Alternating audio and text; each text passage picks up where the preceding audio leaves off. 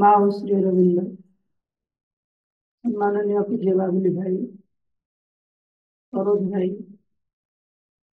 आउ मो सम्मुखें उपस्थित मोर अति आपणार भाई और भौणी मैंने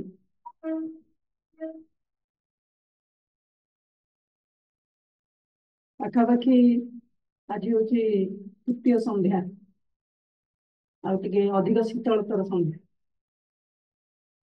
ठंडा पवन दौर परिवेश रे आमे आज जो विषय आलोचना करने जाऊे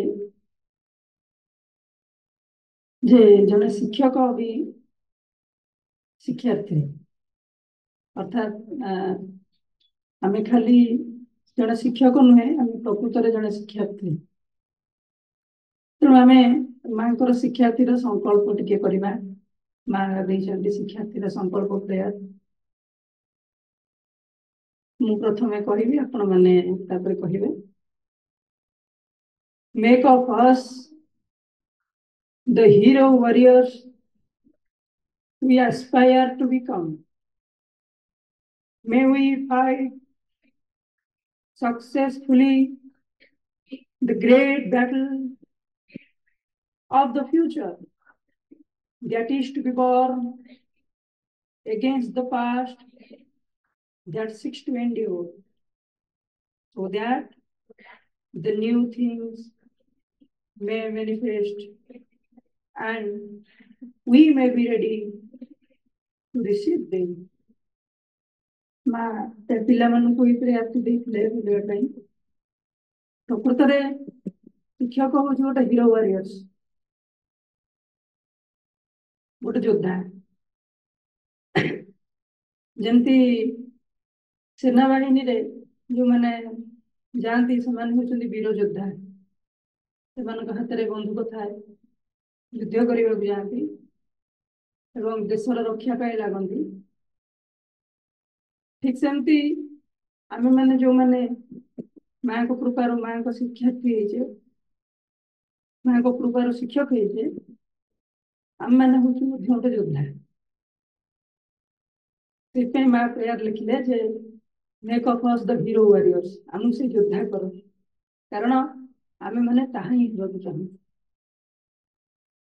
प्रकृत में आमको आमर कार्यटी कौन पृथ्वीर वर्तमान परिस्थिति जड़े शिक्षकर प्रकृत दायित्व कौन से संपर्क में माँ अनेक जगह बहुत कथा लिखी तेणु आम जदि दुईटी बही देखा गोटे हूँ शिक्षा बही आज जोटा क्लास समस्त देखते समस्त पढ़ुवे यार गोटे पूरा भर्सन अच्छी जोटा कि मोटा शिक्षा प्रसंग से किसी बाणी आम आज पठन करवा वक्तृता नुहे किसी पठन एवं किसी आलोचना माध्यम आम जा माँ से लिखिले जे मो शब्द को do not take my words is only for a teaching यदि टिके आम सचेतन होगा ताहले आम जापर माँ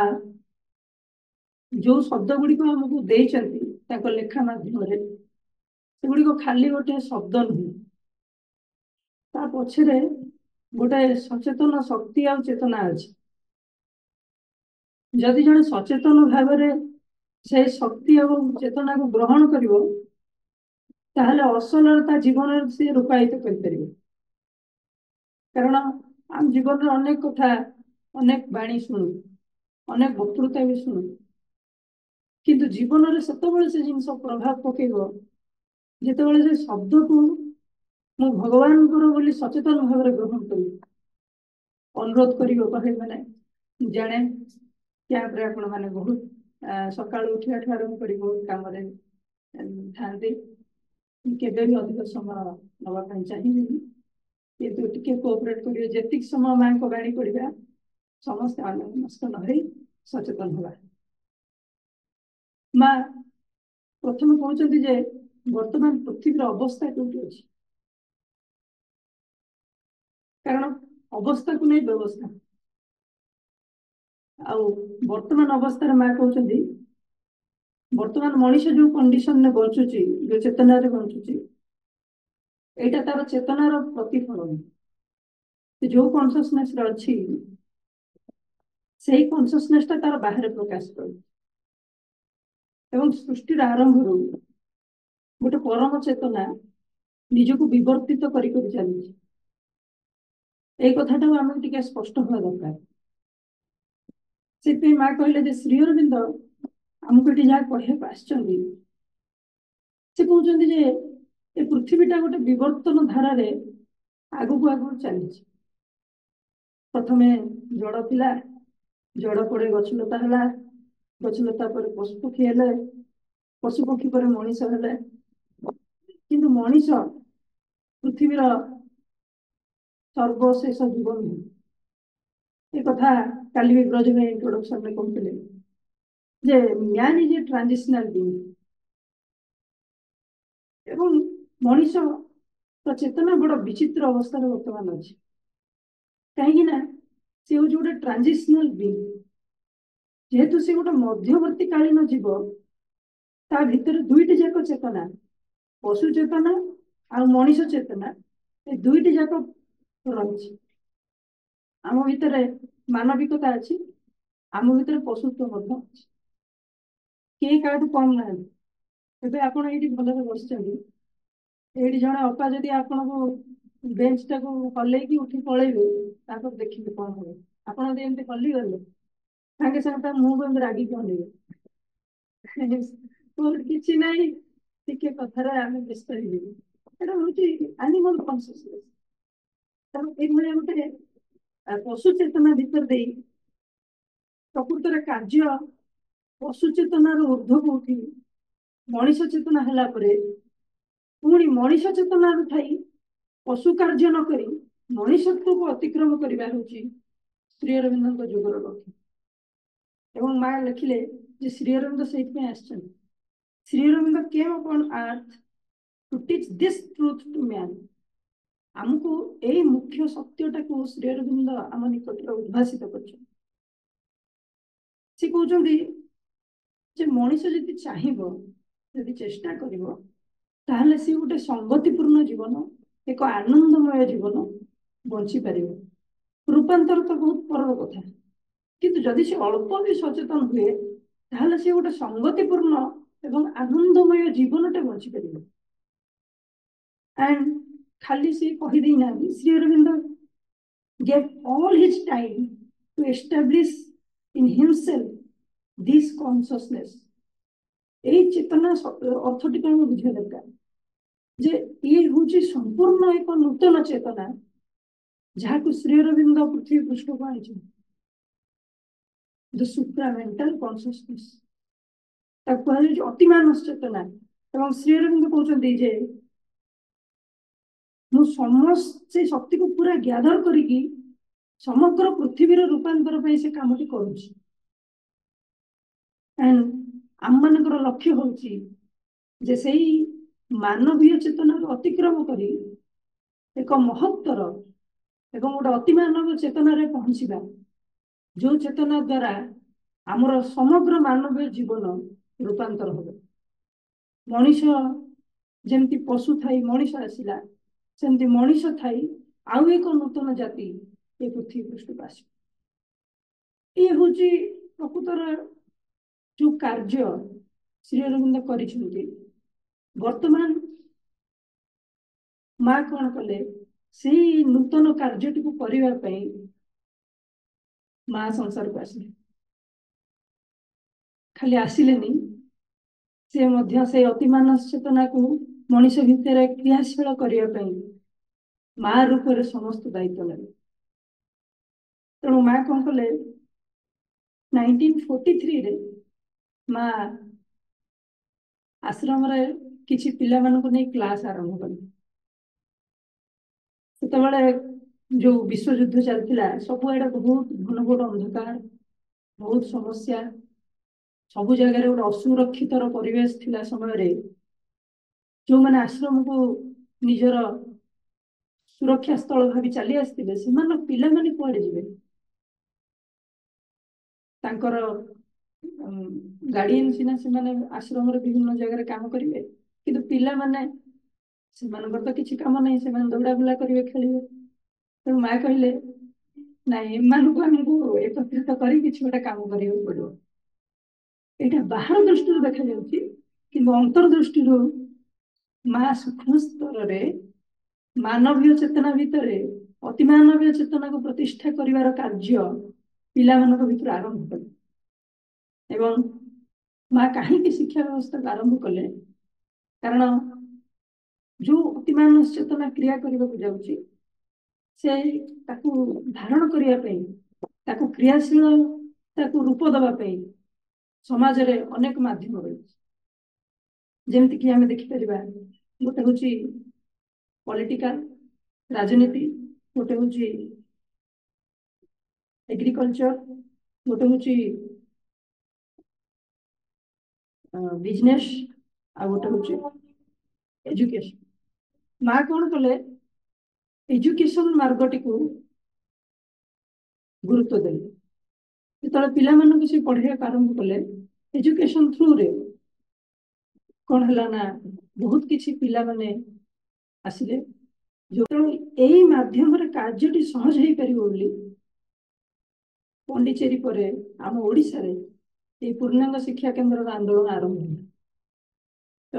आम जो मैंने आज एकाठी बसचु कथा होचु, से आंदोलन फलस्वरूप, से शक्तिर फलस्वरूप आम आज समस्त ये एकत्रित हो। माँ आमको बहुत कृपा करी से सुजोग देइचंती जे तांकर ए रूपांतर कार्य रे आमे शामिल होगा। तेणु माँ कहते आम ये गोटे विशेष कार्य करने आस, शिक्षा केवल माध्यम हो पारे, किंतु आम गोटे विशेष कार्य करने आस। से कार्यटी कौन ना, से कार्यटी हूँ एमती गोटे चेतना आड़ को निजी खोली धरवा, जो चेतना कि मनुष्यर समस्त मानवीय गुण को परिवर्तन करी मनीष को भगवान कर, ये हूँ मुख्य कार्य। किंतु कार्य हवाई नुआ आइडिया बा नुआ चिंताधाराटी समस्त भितर ग्रहणशील नुहे। से माँ लिखिले जे we are not here to do what the others do. अन्य माने कौन कर कार्य को टिके बदलवाई आम ये ना, we are here to do what the others can not do because they do not have the idea that it can be done. कारण से माने जानते नहीं जे वर्तमान पृथ्वीर समस्या कौन एवं कहीं मनुष्य जिते चेष्टा कले मानवीय समस्या अतिक्रम कर रोग, दुख, वार्धक्य, मृत्यु, ये चारोटी जाक समस्या मनुष्य सृष्टि आरंभ सागर रही आसी केवे मनुष्य को छाड़ी जाइए। किंतु माँ जो नूतन कार्यटी करके चारोटी जाति मुक्त एक अतिमानव जीवन ये प्रतिष्ठा हम। से माँ विद्यालय कले श्री अरविंद यूनिवर्सिटी सेंटर जोटा जनवरी 6, 1952 रे से आरंभ कले एवं परे तार ना जहाँ international centre of education. Education system रे जो पिला माने से अध्ययन करते माँ से गोटे बहुत बड़ भरोसा रखिले। माँ कहले जे सबु विषय रे मु जानी आ मोर पूर्ण विश्वास अच्छी। माँ गोटे विश्वास आशा आम निकट जन। माँ कहते मोर संपूर्ण विश्वास रही, मोर मनरे टिके हेले भी संदेह नहीं जे एठार जे विश्वविद्या केन्द्रटीर प्रतिष्ठा होईची ताहा दिने समग्र पृथ्वी रे ज्ञान लाभर सर्वश्रेष्ठ स्थान रूपे परिणत हो। माँ कहते मोर पूरा कॉन्फिडेंस अच्छी एठी जो यूनिवर्सिटी ओपन है ये कौन करिवो ना सर्वश्रेष्ठ ज्ञानर स्थान रूप से परिगणित हो। सर्वश्रेष्ठ ज्ञान माँ कहले 50 वर्ष लगी पारे 100 ବର୍ଷ ଲାଗିପାରେ, ମୁଁ ସେତେବେଳେ ରହିଥାଇପାରେ ବା ନ ରହିଥାଇପାରେ, ଅର୍ଥାତ୍ ମା ସ୍ଥୂଳ ଶରୀରରେ ଥାଇପାରନ୍ତି ବା ନଥାଇପାରନ୍ତି। ମା କହିଲେ ତୁମେ ମାନେ ସେ ଭିତରେ ହୁଏତ ସନ୍ଦେହ ବି କରିପାର, ମାତ୍ର ମୁଁ ରହେ କି ନ ରହେ, ମୋର ଏହି ପିଲାମାନେ ଅବଶ୍ୟ ଥିବେ ଏବଂ ମୋରି କାର୍ଯ୍ୟକୁ ସେମାନେ ଅବଶ୍ୟ ସମ୍ପାଦିତ କରିବେ। ମା ଭରସା ରଖିବ। ଏବଂ ଆଜି ଯେଉଁମାନେ ଏହି ଦିବ୍ୟ କାର୍ଯ୍ୟଟିରେ ସହଯୋଗ କରିବାକୁ ଆସିଛନ୍ତି, ସେମାନେ ଯେ ଏପରି ଏକ ମହାନ ଆଉ ଅଦ୍ଭୁତପୂର୍ବ ଲକ୍ଷ୍ୟ ସାଧନରେ ଅଂଶଗ୍ରହଣ କରିଛନ୍ତି, ସେମାନେ ସେଥିଲାଗି ନିଶ୍ଚୟ ଆନନ୍ଦ ଆଉ ଗର୍ବ ଅନୁଭବ କରିବେ। ଖାଲି ଗର୍ବ ଆଉ ଆନନ୍ଦ ପାଇଁ ଆମେ ଏକାଠି ହେଇଛୁ ସେତିକି ନୁହଁ, ମାଙ୍କ ପାଖରେ ସଂକଳ୍ପ କରୁଛୁ ଯେ ଯୋଉ ନୂତନ କାର୍ଯ୍ୟଟି ସେ କରିବାକୁ ଚାହୁଁଛନ୍ତି ସେଥିରେ ଆମେ ସହଯୋଗ କରିବା। ଜଣେ ମାଙ୍କୁ ପ୍ରଶ୍ନ ପଚାରିଲେ, ମା ସବୁଆଡେ ଶିକ୍ଷା ବ୍ୟବସ୍ଥା ଯାହା ଅଛି ସେଥିରେ ତ କିଛି ନା କିଛି ପାଠ ପଢା ହଉଛି, କିନ୍ତୁ ଆମେ ଯୋଉ ଶିକ୍ଷା କେନ୍ଦ୍ରରେ ଅଛୁ ଏଥିରେ ଆମେ ନୂଆ କଣ କରିବା? ଆମର ପ୍ରକୃତରେ ଏକ୍ସେପସନାଲ ଜିନିଷଟି କଣ, ଅଲଗା କିଛି କଣ କରିବା ଆମେ, ଯାହା ଫଳରେ ଆମେ କହିପାରିବା ଯେ ଆମେ କିଛି ନୂଆ କାର୍ଯ୍ୟ କରୁଛୁ ଯାହା ଅନ୍ୟ କୋଉଠି କରିହବନି। ମା ତାର ଉତ୍ତରରେ କହିଲେ, there is that cannot be done by any external method। ଆମେ ଏଇ ଜିନିଷଟିକୁ ଟିକେ ଆମ ମନ ଭିତରେ ସ୍ପଷ୍ଟତା ନବା। It depends almost entirely with the teacher's attitude and consciousness। ଏ ନୂଆ ଯୋଉ କାମ କରିବାକୁ ଯାଉଛୁ ଏ କାମ ବାହାରୁ ଦେଖିଲା ବେଳେ କିଛି ନାହିଁ, ଏଠି ଗୋଟେ ଅନ୍ତରର କାର୍ଯ୍ୟ ଚାଲୁଛି, ସେଇ କାର୍ଯ୍ୟଟା ବୁଝିବାକୁ ପଡିବ। ମା କହିଲେ ତୁମେ ଯଦି ବାହାରୁ ଦେଖିବ ତାହେଲେ କିଛି ବୁଝିପାରିବ। ପିଲା ଆସୁଛନ୍ତି, ସ୍କୁଲ ଅଛି, ଟିଚର ମାନେ ଅଛନ୍ତି, ପାଠ ପଢଉଛନ୍ତି, ତେବେ ନୂତନ କାର୍ଯ୍ୟ କଣ ହଉଛି?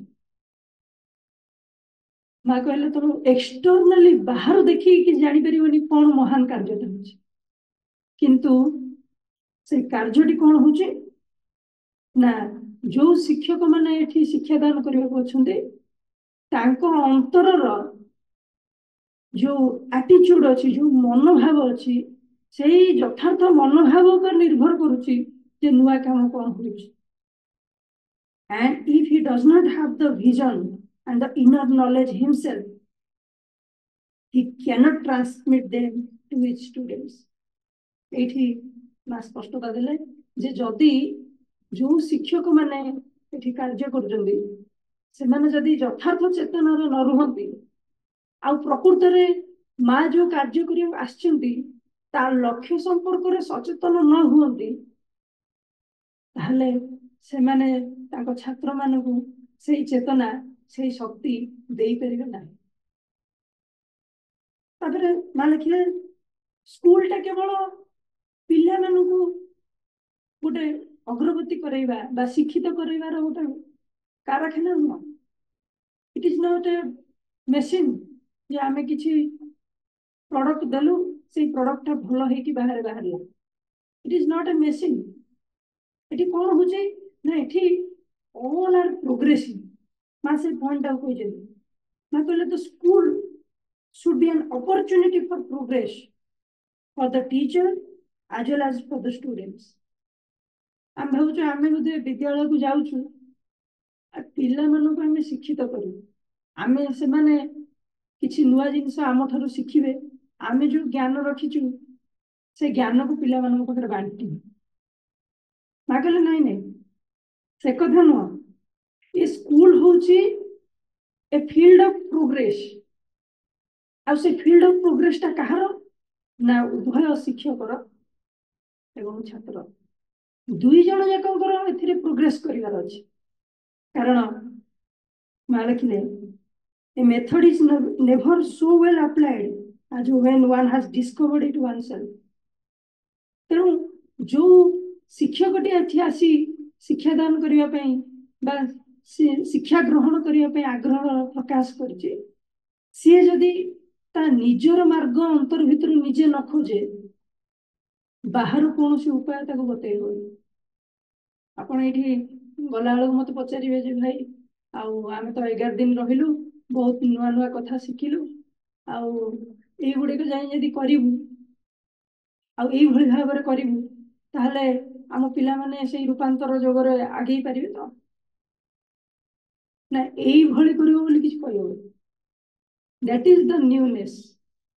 ଆମେ ଏଠି ଯାହା ଶିଖୁଛୁ ତାହା ଗୋଟେ ଚେତନାର ଏକ ଅଂଶ ରୂପେ ଆମ ଭିତରେ ଜାଗ୍ରତ ହଉଛି, ଏବଂ ଆମେ ଯେତେବେଳେ ଏଇଠୁ ସେଇ ଅଗ୍ନି, ଯୋଉ ପ୍ରଜ୍ୱଳିତ ଅଗ୍ନି ମାଙ୍କ ପାଖରୁ ଗ୍ରହଣ କରୁଛୁ, ତାକୁ ନେଇ ଯେତେବେଳେ ଆମେ ଆମ ସେଣ୍ଟରରେ ଯାଇ ପହଞ୍ଚିବୁ, ଆମର ଯୋଉ ଶିକ୍ଷା କେନ୍ଦ୍ରଟିରେ ଯାଇ ପହଞ୍ଚିବୁ, ସେଠି ସେଇ ଆଲୋକକୁ ଆମେ ଆମ ଅନ୍ତର ଭିତରୁ ଜାଗ୍ରତ କରି ସବୁ ପିଲାମାନଙ୍କ ପାଖରେ, ଶିକ୍ଷକ ମାନଙ୍କ ପାଖରେ ଏବଂ ଅଭିଭାବକ ମାନଙ୍କ ପାଖରେ ପହଞ୍ଚେଇବୁ।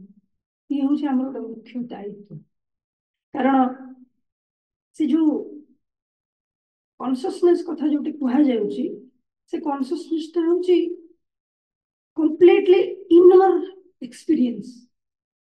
କାରଣ ବାହାରୁ କୌଣସି ମେଥଡ ଶିଖିଯିବା, ଗଣିତ ପଢେଇବାର କୌଶଳ ଶିଖିଯିବା, ବିଜ୍ଞାନ ପଢେଇବାର ଗବେଷଣାତ୍ମକ କଳା ଶିଖିଯିବା, ସାହିତ୍ୟ ପଢେଇବାର ସୁଲେଖନୀ ଶିଖିଯିବା ଏବଂ ତାକୁ ଯାଇ ଆମେ କାର୍ଯ୍ୟରେ ବିନିଯୋଗ କରିବା, ଇଏ ସ୍ୱଳ୍ପ ଲକ୍ଷ୍ୟ ହେଇପାରେ ମାତ୍ର। କିନ୍ତୁ ଯଥାର୍ଥରେ ଗୋଟେ ଚେତନାକୁ ଧରି ଆମେ ଏଠାରେ ଯାଉଛୁ ଏବଂ ସେ ଚେତନା ହିଁ ଆମ ଜାଗାରେ କାର୍ଯ୍ୟ କରିବ। ଆମେ ଭାବୁଛୁ ଆମର ଜ୍ଞାନ କୌଶଳ, ଆମେ ଯୋଉ ସ୍କିଲ୍ ଏଠି ଶିଖିଲୁ, ସେ ସ୍କିଲ୍ଟାକୁ ପ୍ରୟୋଗ କରିଦେଲେ ଆମର ବହୁତ ଲାଭ ହେଇଯିବ, କିନ୍ତୁ ପ୍ରକୃତରେ ସ୍କିଲ୍ ନୁହଁ, ସେ କନସିୟସନେସଟା ହିଁ ଏଠି କାର୍ଯ୍ୟ କରୁଛି। ଖାଲି ବିଦ୍ୟାଳୟ ନୁହେଁ, ମା କହିଲେ ବିଦ୍ୟାଳୟ, school is one of the field, one of the field is school. ତ ଆମ ନିଜ ଘରେ, ଆମ ପରିବାରରେ, ଆମ ସଂସାରରେ, ସବୁ ଜାଗାରେ ଆମେ ସେହି ନୂତନ ଚେତନାକୁ ନେଇ ପହଞ୍ଚେଇବା। ଏବଂ ମା କହୁଛନ୍ତି ଯେ ଡ୍ୟୁରିଂ ଦ ଏଣ୍ଟାୟାର ଲାଇଫ, ସମଗ୍ର ଜୀବନ, ଯୋଉ କଥା ଭାଇ ଉପକ୍ରମରେ କହୁଥିଲେ, ଯେ ସମଗ୍ର ଜୀବନ ବ୍ୟାପୀ ଆମକୁ ସେଇ ଶିକ୍ଷା ଗ୍ରହଣର ଭାବଟିକୁ ବ୍ୟାପକ କରିବାକୁ ପଡିବ। ମା କହୁଛନ୍ତି ଯେ ଏଥିପାଇଁ ମୁଁ ଗୋଟିଏ ପ୍ରତିଭା ସମ୍ପନ୍ନ ଛାତ୍ର ମାନଙ୍କୁ ଚାହୁଁ। ଏବଂ ଗୋଟେ ପ୍ରଶ୍ନ ଆପଣ ମାନଙ୍କୁ ସମସ୍ତଙ୍କୁ ପଚାରିବି ଯେ ଆପଣ ମାନଙ୍କ ଭିତରୁ କିଏ ଚାହାନ୍ତି ମୋ ବିଦ୍ୟାଳୟରେ ବା ମୋ ଶ୍ରେଣୀରେ ଭଲ ପିଲାମାନେ ଥାନ୍ତି? କିଏ ଚାହାନ୍ତି? ସମସ୍ତେ ଚାହାନ୍ତି ନା? କିଏ ଯଦି ଚାହାନ୍ତିନି ଯେ ନାଇଁ ମୋ କ୍ଲାସରେ ଭଲ ପିଲା ନ ରହିଲେ ଚଳିବ, ତାହେଲେ ଟିକେ ହାତ ଟେକି ଦିଅନ୍ତୁ। ଭାଇ ନାଇଁ, ମୋ କ୍ଲାସରେ ଭଲ ପିଲା ନ ରହିଲେ ଚଳିବ। ସମସ୍ତେ ଚାହାନ୍ତି ଗୋଟେ ଗୁଡ ଷ୍ଟୁଡେଣ୍ଟ, ସମସ୍ତେ ଚାହାନ୍ତି ଗୋଟେ ମୋ କ୍ଲାସରେ ବହୁତ ଭଲ ପିଲା ଥାଆନ୍ତି, କାରଣ ମତେ ବେଶୀ ପରିଶ୍ରମ କରିବାକୁ ପଡିବନି, ସେ ପିଲାମାନେ ଆପେ ଆପେ ପଢୁଥିବେ, ସବୁ ବୁଝି ଯାଉଥିବେ, ସବୁ ଲେଖି ନଉଥିବେ, ମୋର ଦାୟିତ୍ୱ କମ। ସମସ୍ତେ ଚାହାନ୍ତି। ମା ଲେଖିଲେ most teacher want to have a good students। ସମସ୍ତେ ଚାହାନ୍ତି ଗୋଟେ ଭଲ ଶିକ୍ଷକ, ଭଲ ଛାତ୍ର।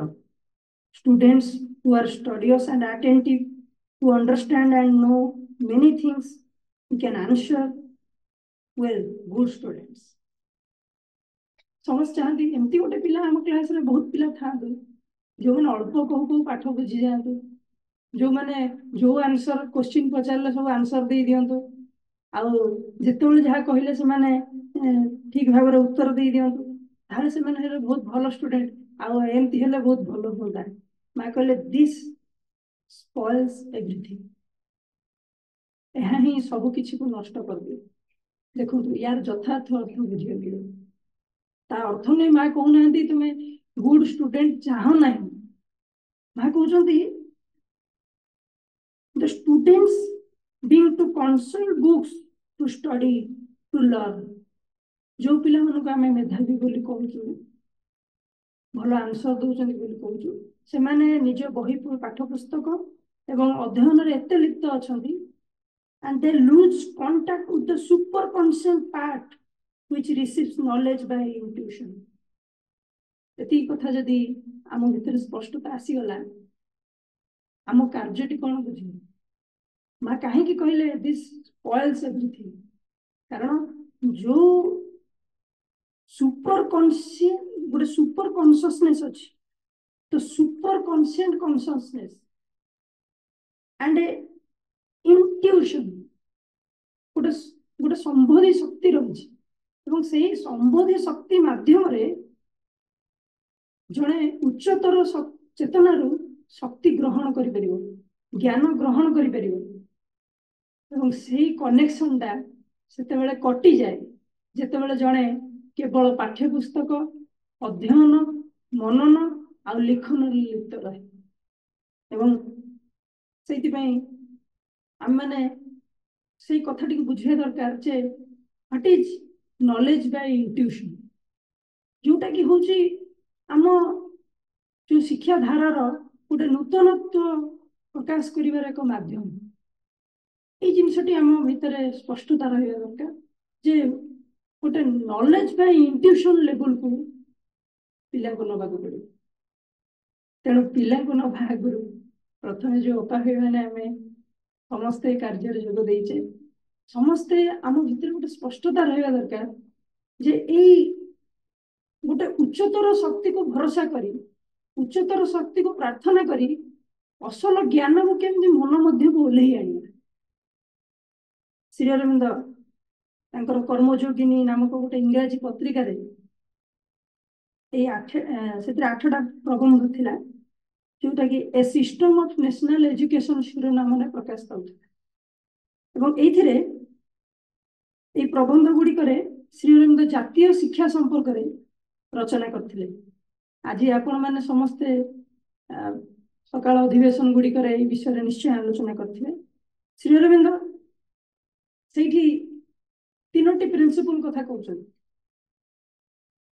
आज प्रथम जो प्रिंसिपल टा आपण मैंने समस्त आलोचना करछथि the first principle of true teaching is that nothing can be taught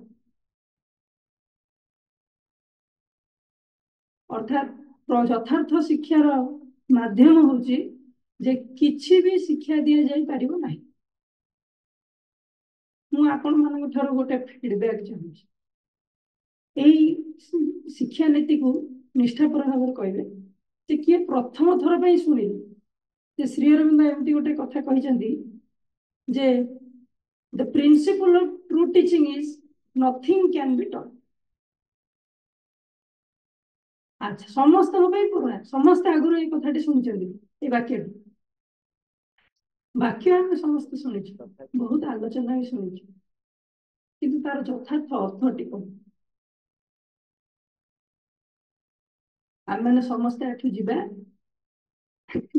bag पत्र रखीद स्कूल में फोन कले कह फास्ट प्रिंसिपल होची nothing can be taught thank you नमस्कार से गोटे नूतन चेतना कथा को या भितर संग्रहित करके रखी नथिंग कैन बी टॉट अर्थ होची जे सब किछि निजे निजे शिखी हो अर्थात एवरीथिंग कैन बी लर्न किछि शिखई हबनी किंतु सब किछि शिखी हो जेमती तापर से कहले जे प्रकृतर टीचर रोल कौन is the teacher is a taskmaster और instructor no so your teacher is a what teacher is a helper and guide प्रकृतर एठी श्री अरविंद कौन मीन करते what Shri Aurobindo means is that the real knowledge is already hidden within each human being एटा हमें बहुत स्पष्ट हो जावा दरकार श्री अरविंद कहीं कहले जे किछि शिक्षा दिया जाई परिबो नाही तार कारण होची समस्त ज्ञान शिशु भितरे एवं आम भितर मध्य संग्रहित होके अछि all knowledge is hidden in practical term this means that a teacher has above all to provide learning situation that invoke the inner knowledge so nothing can be taught अर्थ होची जे प्रकृत में एमिति गोटे लर्निंग सिचुएशन गढ़ा जीव जहाँ फल कि पिलाटी स्वतस्फूर्त भाव में से ज्ञान को डाकी आईपर for this it is necessary to provide a warm welcome and non-judgmental environment that invites all faculties that blossoming of the psychic presence of the mental, vital and physical the instrument. एठी स्पष्टता देली अर्थात से जो ज्ञानटी को जे डाकी आनिबो से डाकिवार शक्तिटा आम मानकर मन प्राण आउ शरीर को मोहरन्वित कर ट्रू एजुकेशन रो सीक्रेट से कहले जे पिला भितरे जो स्वतस्फूर्त ज्ञानटी निहित होइकी अछि से ज्ञानटी बाहर को प्रकाश पाइबा पई गोटे क्षेत्र हमर प्रदान एवं सेहि पई शिक्षकर दायित्व होछि he is a helper and a guide अच्छा सी कहा को हेल्प करिवो आ कहा को गाइड करिवो सो सेति पई एजुकेशन रो दीटा पार्ट रहला integral education has two components दीटा इंपोर्टेंट कंपोनेंट प्रथम कंपोनेंट होची the first is that it aims at following the psychic being of each student to come to the point এটা হচ্ছে প্রথম কার্য যে প্রথম पूर्णांग शिक्षार लक्ष्य हूँ पिला भितर थिबा अंतरात्मा बा चैत्य सत्ता को सम्मुख को आने माँ भी लिखिं बड़ मान अपेक्षा पिला मानकर चैत्य सत्ताटी सम्मुख भाग थाए it is already in front एवं परवर्ती काल रे समय अनुक्रम रे से चैत्य सत्ताटी कौन हुए मन प्राण शरीर जिते विकसित हो जाए से चैत्य सत्ताटी पछकु फिर किंतु शिशु समय से भगवान उपस्थिति चैत्य सत्ताटी संपूर्ण सम्मुख भाग थाए एवं इंटीग्रल एजुकेशन फर्स्ट पार्ट हूँ जे आमे शिशु को कॉन्शियस करेगा जे तो भितरे भगवान अच्छा ये हूँ फास्ट एंड फॉरमोस्ट वर्क से जो फास्ट प्रिंसिपल आम समस्ते आज डिस्कशन करथिले नथिंग कैन बी टॉट जे आमे शिक्षा किछि दबानी किंतु जो वातावरण दबा से वातावरण रे सी निज अंतर भीतर थिबा उपस्थिति प्रति सचेतन हो एवं से कार्यटी पाई कि जहाँ सब परिवेश दबा that is a part of integral education सी आपण गोटे सुंदर परिवेश कहतु एक चैत्यर वातावरण कहतु एक परिष्कार परिष्कार परिच्छन्नतार क्लासरूम कथा कहतु कि विद्यालय रे माँ श्री अरविंदर उपस्थिति कथा विग्रह कथा कहतु व्हाटएवर द मीन्स किंतु work is to awaken the inner consciousness, the psychic consciousness of every child to the front.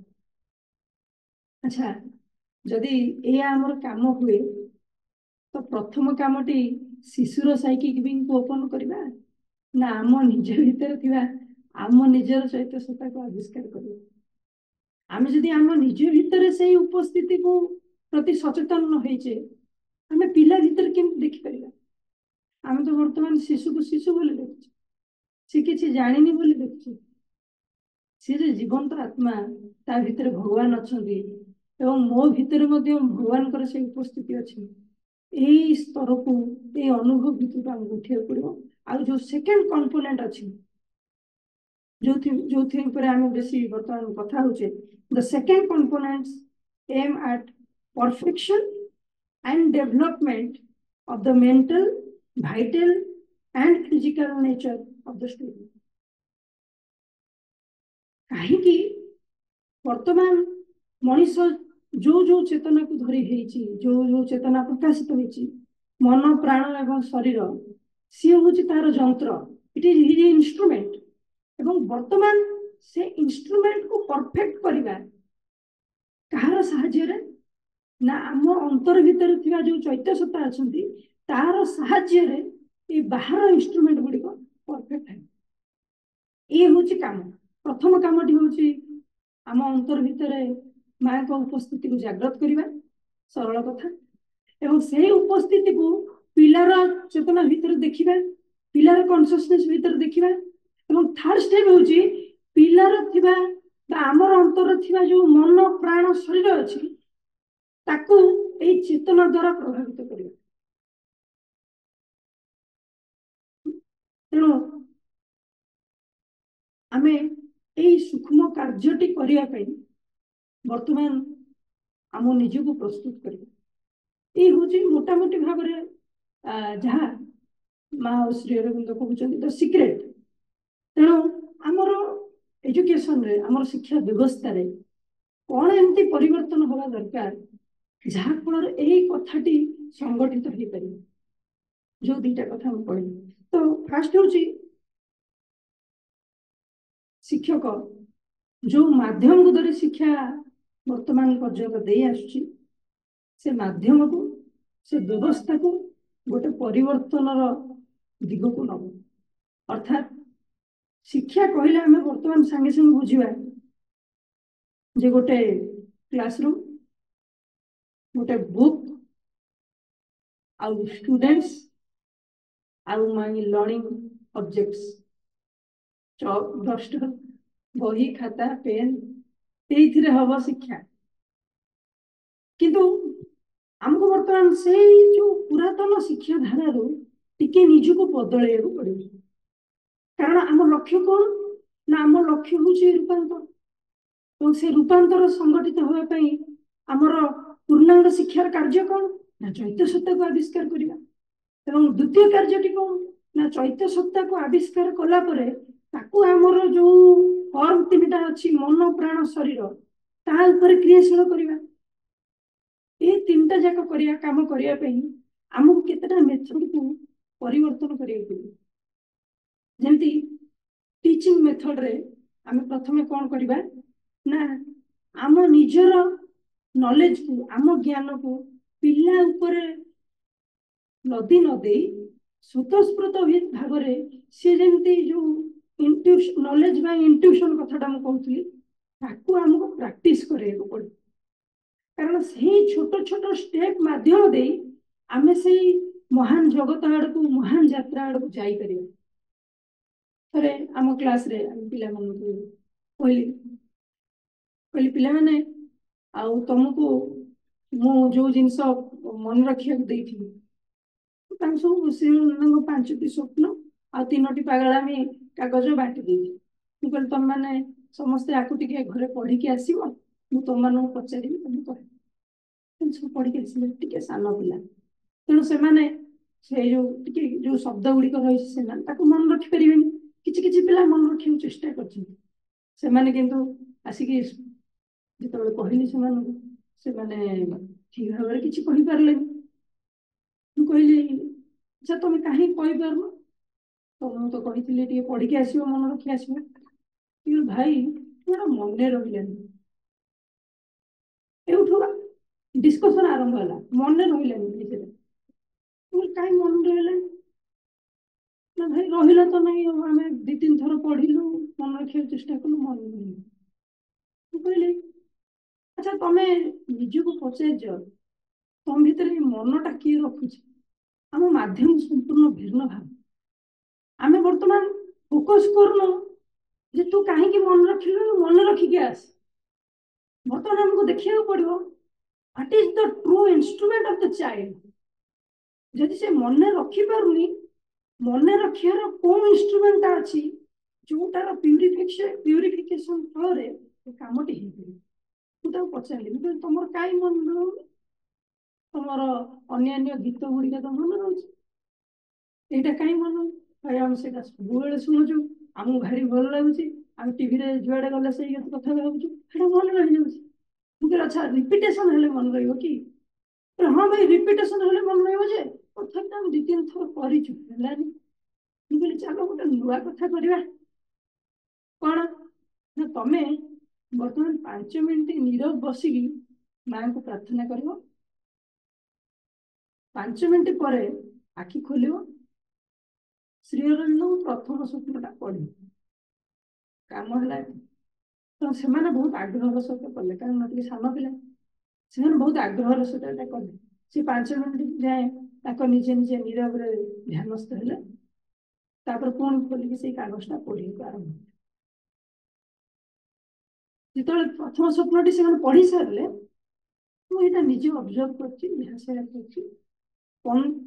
50% ରୁ ଅଧିକ ପିଲା କହିଲେ ଭାଇ ଥରକରେ ମନେ ରହିଗଲା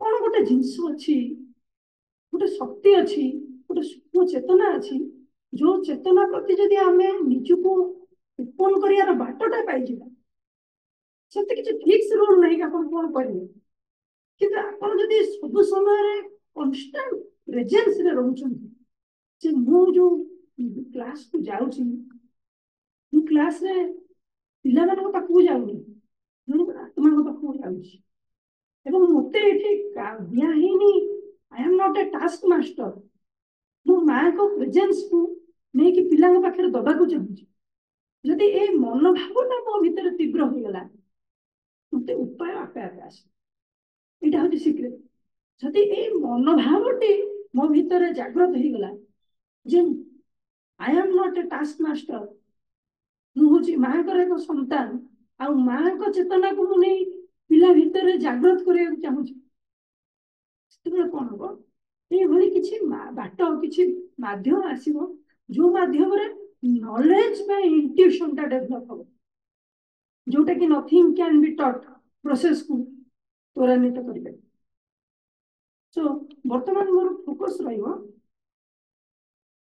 जे सब्जेक्ट मैटर रू कौन करी नॉलेज को इन्वोकेशन कर प्रोसेस को करी and from focusing on the content to focus on the development बर्तमान आउ कंटेंट ऊपर मोर बेसी गुरुत्व रही सिलेबस करिकुलम केबे पाठ सरीबो एग्जामिनेशन यहाँ ऊपर कौन हम मो फोकसटा कमिकी बर्तमान ट्रू इनर लर्निंग प्रोसेस उपरे मोर कोष्टा बढ़ी बहुत जनकर सन्देह संशय थाए जिते आम एक्टिविटी क्लास आरंभ कलु आम भितर भी सेमती गोटे धारणा केते जनकर जागृत होता है से भाविले जे प्रकृत में जदि ये कार्यकलात्मक भित्तिक कार्य जदि करा जाए शिक्षा करा जाए ताहले हमर जो पाठर सिलेबस अच्छी जो पिला को जी पढ़ेबार अच्छी ए लर्निंग प्रोसेस कले कौन ता सर किंतु आम भितर अनेक प्रकार ओल्ड आइडियाज पुरातन धारणा आम भितर बसा बांधिक अच्छी जे प्रकृत में एमती सचेतन भाव में पिला को पढ़ेले कामटा हो किंतु से पुरातन धारा को धारणा को आम भितर भांगा को पड़े कारण आमे ताकू परीक्षा कर देखिले जे प्रकृत में कार्यकलाप भित्तिक शिक्षा जहाँ को आम एक्टिविटी बोली कहचे लर्निंग बाय डुइंग जहाँकि श्रीरंग प्रिंसिपल गोटे प्रचेषा भी हो पारे लर्निंग बाय डुइंग काम करिकी आमे शिक्षा ग्रहण माध्यम टाकू आहुरी तीव्रतर कर दे पारे एवं एठी खाली पिला नुहे आम देखिए आम मानकर अनेक अग्रगति है आम विज्ञान रे पढ़ुलु अणु आ परमाणु मौलिक एवं संकेत एवं केते केते मौलिक अच्छा केते केते यौगिक अच्छा संकेत गुड़िक तार गोटे एक्टिविटी क्लास थी आम पिला कहलु आउ तुम मैंने तुम घर जिते सब जिनस अच्छी टूथपेस्ट है शैम्पू है तुम कॉस्मेटिक्स है बिस्कुट है तुम विभिन्न जिनसर जरी बा खोल तुम सांगे नहीं आस नहीं आस से माध्यम से कौन कले से जो वस्तु गुड़िक पछरे जो कंटेंट्स गुड़िक लिखाई कौन कौन अच्छी मेडिसिन औषध भी बहुत जन आए जो जो कंटेंट गुड़िक अच्छी से कंटेंट रो ना गुड़िक से सब पढ़िले खातार लिखिले से कौन अच्छी से केमिकल कंपोजिशन कौन अच्छी छोट पिला भी आग्रहर सहित से कामटी को कले तो मु देखिली जे अनेक किछि सेथिरे लेखा अछि जो गुडी को कथा आमे भी जानी। सो आमे जेतेबेले गोटे नुआ काम करिया आरंभ करूचे, गोटे नूतन धारा रे किछि गोटे चिंता करिया आरंभ करूचे एवं पिला मानको स्वतःस्फूर्त ज्ञान अर्जन करिवार माध्यम पई किछि चेष्टा करूचे, आमे देखिबा जे आम निजर मध्य गोटे लर्निंग प्रोसेस डेभलप होउची। आमे भाबुचे आमे जहा जानिଛୁ सत्ୟରେ କିଛି न सेदिन आमे मोबाइल रो केते नुआ जिंस खोजिकी पिलांको जणैलु, खोजिकी कहिलु, कारण सेमाने पचारिले। तो एटा गोटे मो एग्जांपल देली। आपण माने निजर सब्जेक्ट भितरे निजर पाठ पढ़ा भितरे एमती अनेक जिंस खोजिकी पाइबे जो जिंस रे हमर से जो ट्रू लर्निंग प्रोसेस ता जोटा कि श्री अरविंद चाहूचंदी, मा चाहूचंदी, आउ गोटे डायमेंशन चेतनार जिनसटी एठी प्रकाश करिबे। तेणु डेभलपमेंट जोटा हबो पिलार से डेभलपमेंट रे आमे केवल मार्क आमर डेभलपमेंट नुह, केवल तार स्कोर सीट तार डेभलपमेंट नुह, तार सब दिगर डेभलपमेंट पई कि आमको काम करियो पड़िबो।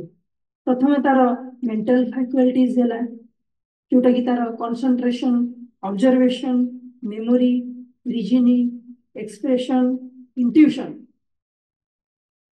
गुड़ा कहूँ मनर शक्ति सकल। से तो teachers is also a learner. से प्रथमे जानिबो जे मनर एते सब शक्ति रही, मनर एते शक्ति अछि बोली हमर धारणा नहीं। मन जे चिंता करि पारे, मन जे चिंता करी खाली चिंता करेनी, मन मध्य भगवान को प्रकाश करिया पे यंत्र होई पारे, ए मनर सामर्थ्य विषय हमर धारणा नहीं। आमर जो फोन टी अच्छी समस्त फोन अच्छी केते जण खेलौचंदी बर्तमान, केते जण हाई मारिकी से फोन टी को देखिया पे चेष्टा करछंदी, भाई मना करछंदी बोली काढु नांती। आपण माने जो फोन टी अच्छी से फोन रे गोटे सेटिंग अच्छी, ताकि कहती टेथरिंग एंड पोर्टेबल हॉटस्पॉट। केते जण ना सुनी छ हाथ देखियो 1 2 3 4 5 6 7 8 आमे 180 जनरू only 7% know that there is a setting is called tethering and portable hotspot, and which enables the mobile to connect with desktop computer directly with Wi-Fi. से मोबाइल टाइप रो गोटे टेक्नोलॉजी अच्छी जे कि आम जेमती वाईफाई ऑन करके आउ जण hotspot दोचे, सेमती desktop सहित मध्य आम गोटे डेस्कटॉप कंप्यूटर को इंटरनेट कनेक्शन दे दे पारिबे। ये विषय कार धारणा नहीं। फोन समस्त किनी, कार 20,000, कार 30,000, कार 50,000, कि सेटिंग विषय 7 जन 180 जन 7 जन माँ कहते तुम मन को जान माइंड तार थाउजेंड्स ऑफ कैपेबिलिटीज अच्छी आमर से कौन कौन एबिलिटी अच्छी, कौन कौन थिंकिंग कैपेबिलिटी अच्छी, कौन कौन रीजनिंग एबिलिटी अच्छी, से एबिलिटी को कर्षण कराही ता ऊपर किछि फोकस कराही जल्दी हेछि गोटाए मेमोरी जिल्ला जति मन रखिछि आ मार्क रखी देला, अरे बाबा तू ए भलो बहुत भलो पिला, अरे भलो जे his memory is well good, but what about concentration, what about observation, what about expression, what about intuition. से तो बही पाठ को मन रखी दे पारछि, से नूतन चिंता कौन करछि, नूतन भावना कौन करछि, विज्ञान रो नियम को घोषि देछि, गणितर फर्मुला को घोषि देछि, निजे गणितर फर्मुला को बाहर करछि। वर्तमान समय आछि से जो मनर एते शक्ति सामर्थ्य रही, से सामर्थ्य शक्ति दिगटी को खुली दो। आमर जमी मोबाइल सेटिंग थी आम जान सेमती मनर मध्य एते सामर्थ्य अच्छी, से मन को भल भाव बुझे आमर प्राणर भी बहुत शक्ति अच्छी। आम प्राण भितर एंथुजियाज्म अच्छी, परसिवरेंस अच्छी, लीडरशिप अच्छी, करेज अच्छी, इक्वानिमिटी अच्छी, ऑनेस्टी अच्छी, नोबिलिटी एमती अनेक कैरेक्टर प्राणर अच्छी, किंतु से प्राण संपर्क में आमर स्पष्ट धारणा नहीं, बा सेटा पिला मानकर भी डेभलप करिवार प्रकृत दायित्व आमर से विषय आमर कष्ट चेष्टा सो पिला मानकर खाली मन नुहे प्राण एपरिक शरीर को प्रस्तुत करिया पड़ो पिला कथा कह साइमल्टेनियस आम कथा आम से शक्ति सामर्थ्य गुड़ी को आम भीतर डेभलप करिया पड़ो physical skills stamina endurance lightness flexibility body posture eye hand coordination एमती फिजिकल कॉन्शियसनेस रो जो सब क्वालिटीज गुड़ी को रही हमको चिन्हिया पड़ो जानिया पड़ो एवं आमको काम करिया पड़ो तेणु यही सत्य अन्वेषण रे सबू सब्जेक्ट आमको बहुत साहाय्य करे माँ को पचरा हला जे माँ मैथमेटिक्स हिस्ट्री साइंस एगुड़ा सब आमको कौन साहाय्य कर माँ कहले of course they can help in several ways परम सत्यर आलोक को ग्रहण करी बहन करी पारिबा को हेले निजर मन को वरिष्ठ प्रशस्त और नमनीय करने को पड़ो एवं यही सामर्थ्य गुड़िक बढ़ी पार एसबू लगी विषय अध्ययन तुम लगी अत्यंत उपयोगी हो बहुत जन प्रश्न थाए जदि आम माँ चेतना को नहीं केवल क्रियाशील करवा गणित विज्ञान साहित्य इतिहास आर आवश्यकता कौन आम जहाँ कि पढ़ेले से पिला पढ़ यार आवश्यकता हूँ आम से जो गोटे नमनीय मनटीए चाहूचे प्राण रे जो शक्ति को संचारित करने चाहूचे एवं शरीर जो कैपेबिलिटी बढ़े चाहचे से सब गुड़ाक बढ़ेबार माध्यम स्वरूप ये विषय गुड़िक आमको साहाय्य कर सो आमको जमी बायोलोजी रे आम बायोलोजी सब्जेक्ट रो जो सब जिनस आज पढ़ाऊे मनकर पत्र विषय आम आज निश्चित भाई ग्रुप रे करते तो से छोटिया कामटे करू करू तांको गोटे सूक्ष्मतर दिग आड़ को पिला मानक नहीं जाए भगवान को विचित्रता को पाखे प्रकाश कर पिला माने तमे विज्ञान रे गछ विषय रे पढ़िल गछर कौन कौन अंश सब अच्छी पढ़िल जानिच आकु किमती सृष्टि किए करिछि केते चमत्कार भाव से माटी रे मंजी पोतु पोतु से जल तार पत्र भीतर को नहीं जाउछि आम घरे तो जमी मोटर पंप न चलले पानी उठुनी से गछ माटी चिरर केमती पानी पत्र को नहीं जाउछि तो पाठ पढ़ेला समय ही प्रति सब्जेक्ट रे आमको से गोटे नूतन चेतना गोटे नूतन संबोधि स्तर कथा को आध्यात्मिकतार कथा को पिला पाखे पहुंचा पड़ो सो ये आम निजको आमको बहुत ग्रूम करिया पड़ो बहुत आमर ज्ञानर परिसर को आमर अध्ययनर परिसर को आहरी व्यापक करिया पड़ो सेमती आहरी अनेक किसी सब्जेक्ट रही जमती कि फिजिक्स है सोशल स्टडी है केमिस्ट्री है हिस्ट्री है ये सब सब्जेक्ट माँ किसी पॉइंट कही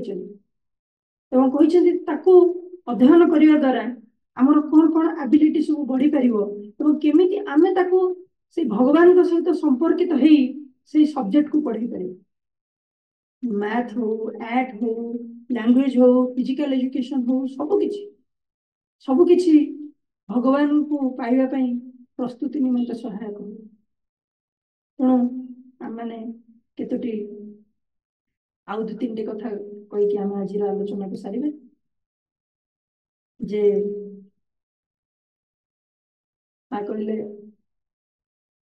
पिला मैंने जाए कम्प्लेन कले माँ आमको से बहुत होमवर्क दे दौरान आम बेसी किसी करूँ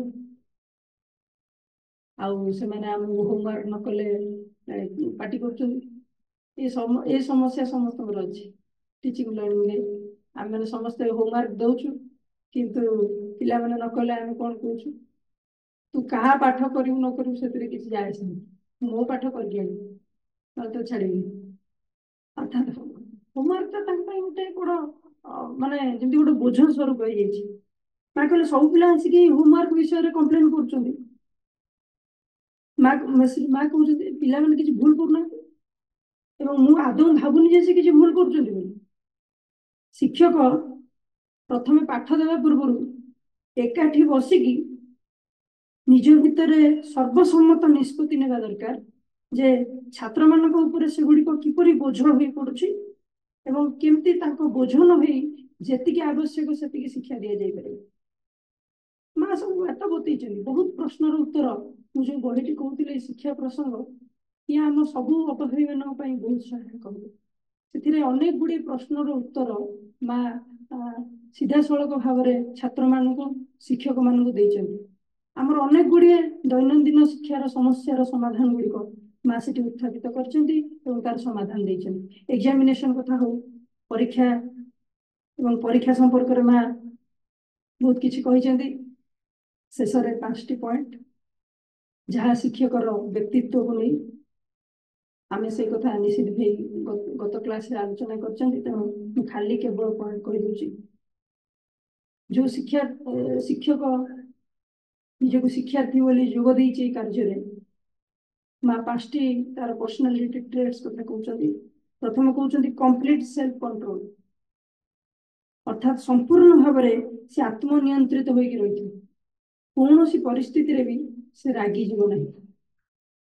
एवं पिला माने होउछन्ति हमर टेस्टर जेमती करेंट आछी ना नहीं टेस्टर बसैले लाइट जळले जानिबा करेंट आछी सेमती पिला माने होउछन्ति हम पई साधनार टेस्टर। जदि आमे जदि पिला मानक पाखरे रागी जाउछु व्यस्त होउछु ताले जानि रखिबा जे आम भीतर किछि चेतना रहिछि जे से आडू खुली धरि पारनी। तेणु आमे जतबे पिला माने डिस्टर्बांस करछन्ति आमे ताकू गोटे लर्निंग रो आमे निजे ग्रूम होबार गोटे एक्सपीरियंस बोली नै परबा। सेल्फ कॉन्फिडेंस आम भीतर संपूर्ण आत्मविश्वास रहिबो। नो सेंस ऑफ सुपीरियरिटी आम भीतर कौन सी सुपीरियरिटी रो भाव रहिबनी जे मु होली शिक्षक मोर से माने हेले मोर छात्र मु जहा कहि से माने सुनिबे ए सब सेंस रो हमको उठेउ पड़िबो। एंड जोटा माँ इंपोर्टेंट कथा कहले ऑल आर इक्वल स्पिरिचुअल आध्यात्मिक दृष्टिकोण समस्ते होचंदी समान समस्त पाखे आध्यात्मिक दृष्टिकोण समस्ते होचंदी गोटे गोटे आत्मा और शेष teacher is helper a guide जहाँ आज आम दिन सारा आलोचना करते आमे पिला माने शिक्षक माने पितामाता माने समस्ते पिला मानकर से अग्रगति सहायक हवा एवं निजे मध्य से दिगरे आगु अग्रसर हवा। शेष जो कार्यक्रम प्रकृत में आम हाथ को नहीं ताहा बहुत महान एवं एथिपाई मां को प्रार्थना करबा होची हमर मुख्य काम। Carry the mother's force and consciousness surrender every child to the mother let the mother teach her children through you and मां को प्रश्न पचराला मां आमे जतले आपन को प्रार्थना करू किछि सहाय्य चाहू कैन यू हियर मां कहले my dear child be sure that I am here you each time you call and my help and force go straight to you with my blessings। आमे जेतबेले भी मां को प्रार्थना करिबो मां को कृपा सीधा सड़क आम सहित रही। Lord we pray to thee may we understand better why we are here may we do better what we do to do here may we be what we ought to become here so that thy will may be fulfilled harmoniously। मां को निकट आम सही कथा प्रार्थना करछु। आमर की सामर्थ्य अच्छे आम जानू आमे किंतु आमको तुम बाछिच तेणु आमको कृपा कर आमे तुम निकट प्रार्थना करूछु आम देकी जहा करई नबा कथा तुम करई नियो। Permit sweet mother that we be now and forever more the simple children loving thee more and still more. आम केवल तुमको भल पाइबू तुम पाई काम करिबू एवं तुमरी विजय ही हबो सेति प्रार्थना करी आमे मां पाखे कहबा जय मां।